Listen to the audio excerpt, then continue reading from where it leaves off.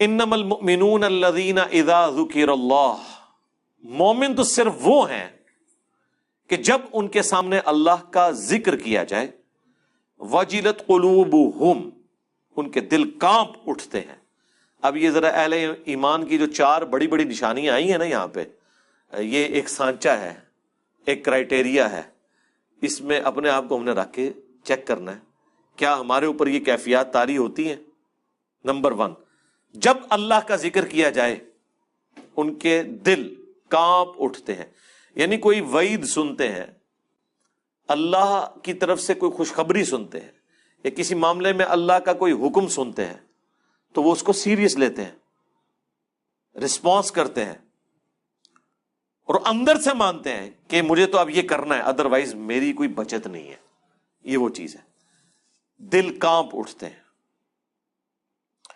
وَإِذَا تُلِيَتْ عَلَيْهِمْ آيَاتُهُ، اور جب ان کے سامنے اللہ کی آیات تلاوت کی جاتی ہیں، قرآن پڑھا جاتا ہے، زَادَتْهُمْ ایمانا، ان کا ایمان بڑھ جاتا ہے۔ قرآن سے ہی ایمان بڑھتا ہے۔ ظاہر ہے قرآن میں جب آپ کو آخرت کی خوشخبریاں سنائی جائیں گی نیک اعمال کرنے کے سبب، تو ڈھارس بندے گی کہ جس خدا سے میں بن دیکھے ڈر ڈر کے زندگی گزار رہا ہوں اور اس کی مرضی کا ہر موقع پر خیال رکھتا ہوں، اس نے مجھے یہ نعمتیں دینی ہیں، تو ایمان بڑھتا ہے۔ اور یہ آیت اس بات کا ثبوت ہے کہ ایمان کم یا زیادہ ہوتا ہے۔ اسی چیز کو محدثین نے باقاعدہ دلیل کے طور پر پیش کیا ہے۔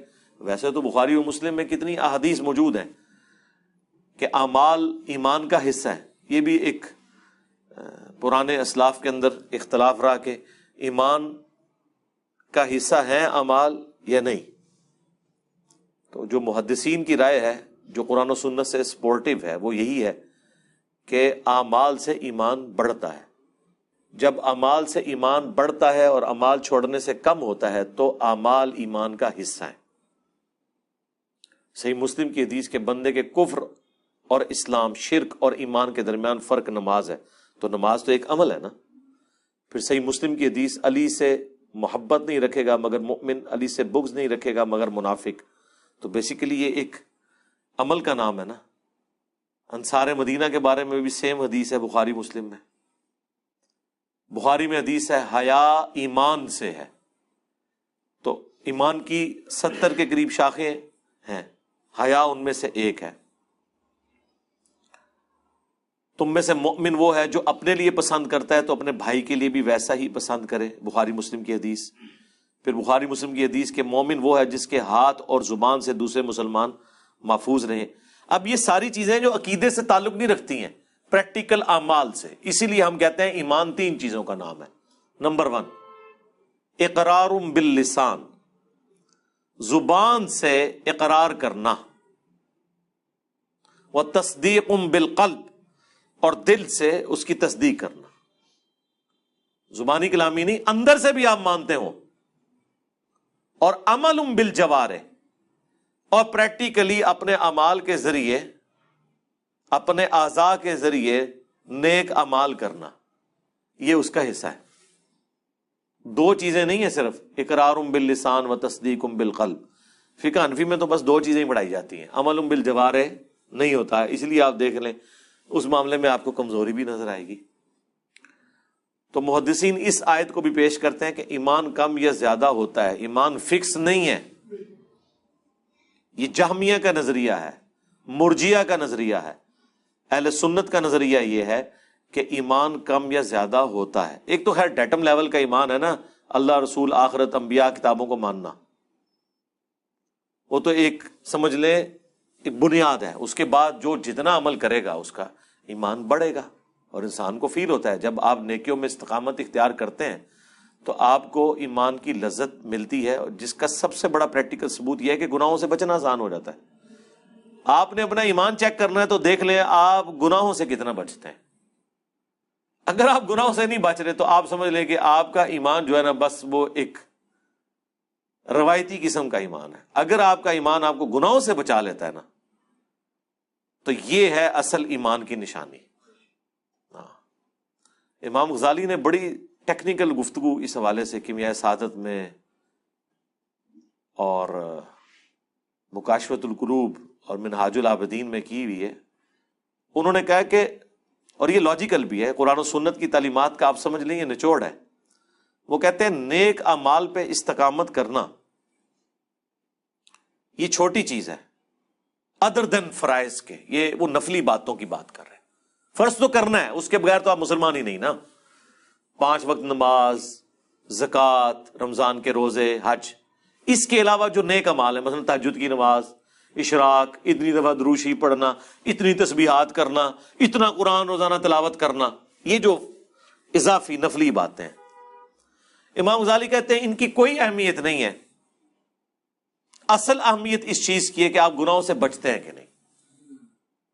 اور پھر انہوں نے اس کی مثال دی کہ ایک تالاب ہے جس میں آپ نے صاف پانی جمع کیا ہوا ہے، لیکن مسلسل گندگی کا نالا اس میں آ کے گر رہا ہے، تو وہ صاف اعمال آپ کے کسی کام کے نہیں ہیں جو آلودہ ہوئے ہوئے ہیں. ویسے تو قرآن میں اللہ تعالیٰ نے سورہ ہود میں فرمایا کہ نیکیاں گناہوں کو مٹا دیتی ہیں، اس میں کوئی شک نہیں ہے، لیکن جو گناہ کبیر ہیں تو نیکیوں سے تو معاف نہیں ہوتے.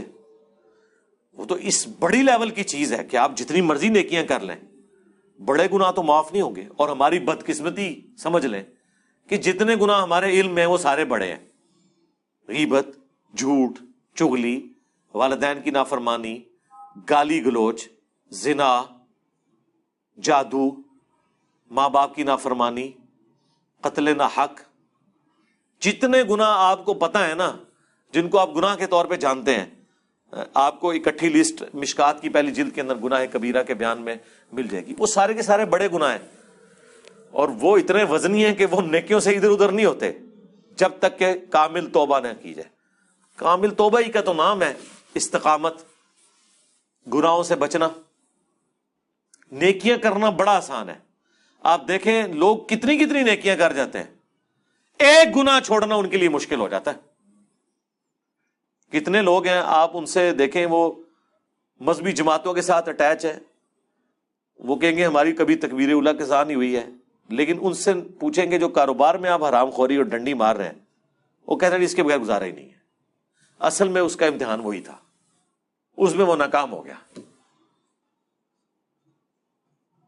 کیونکہ گناہ سے بچنا مشکل ہے. یہ جو آج کل کا دین پیش کیا جا رہا ہے کہ علماء جو ہیں وہ بے پردہ عورتوں کے سامنے رمضان نشیات میں آ کے بیٹھ جاتے ہیں، ان کو دین سکھا رہے ہیں. کس منہ سے دین سکھا رہے ہو یار؟ وہ ان کو کیا دین سکھانا ہے؟ بے دینی پوری قوم کو سکھا رہے ہو. اس طریقے سے جو معاملات لے کے چل رہے ہوتے ہیں، تو اب یہ وہ گناہ جن سے یہ لوگ بچ نہیں سکتے.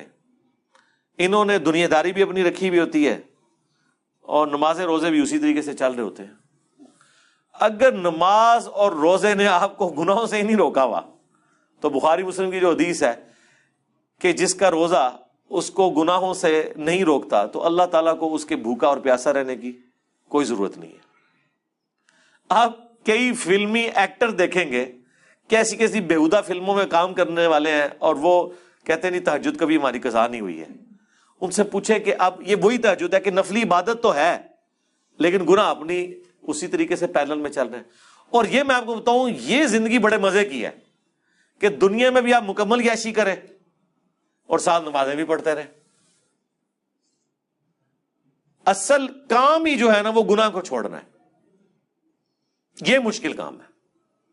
اس کے لیے قرآن کو بار بار پڑھنا، سمجھ کے پڑھنا، خوف خدا پیدا ہو اور یہ کیفیت ہو جائے جو اللہ تعالیٰ نے فرمایا کہ انما المؤمنون الذین اذا ذکر اللہ، اہل ایمان تو وہ ہیں جب اللہ کی یاد انہیں دلائی جاتی ہے نا، وجلت قلوبہم، ان کے دل کانپ اٹھتے ہیں، وَإِذَا تُلِيَتْ عَلَيْهِمْ آیَاتُهُ، اور جب ان کے سامنے آیات تلاوت کی جاتی ہیں، زادتہم ایمانا، ان کا ایمان بڑھنا شروع ہو جاتا ہے.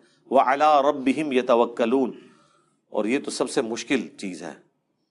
ہر معاملے میں وہ اللہ ہی پر توکل کرتے ہیں. توکل سے مراد یہ کہ اپنی ایفرٹ پٹ کرنے کے بعد یہ نہیں سمجھتے کہ جو میں چاہوں گا وہ ہوگا، بلکہ وہ کہیں کہ یہ ہم نے اپنی ایفرٹ پٹ کی، اب اللہ کی مرضی. جو سیدنا علی کا قول ہے کہ میں نے اپنے ارادوں کے ٹوٹنے سے اللہ کو پہچانا ہے، کہ پوری ایفرٹ پٹ کرنے کے بعد بھی رزلٹ خلاف نکل آئے تو سمجھ لیں کہ اللہ کی مرضی اس میں نہیں ہے، چاہے وہ چیز آپ کو نقصان بھی پہنچا رہی ہے، وہ آپ کی آزمائش ہے، ظاہر ہے آزمانا تو ہے اللہ نے۔ وَلَنَبْلُوَنَّكُمْ بِشَيْءٍ مِّنَ الْخَوْفِ وَالْجُوعِ وَنَقْصٍ مِّنَ الْأَمْوَالِ وَالْأَنفُسِ وَالثَّمَرَاتِ۔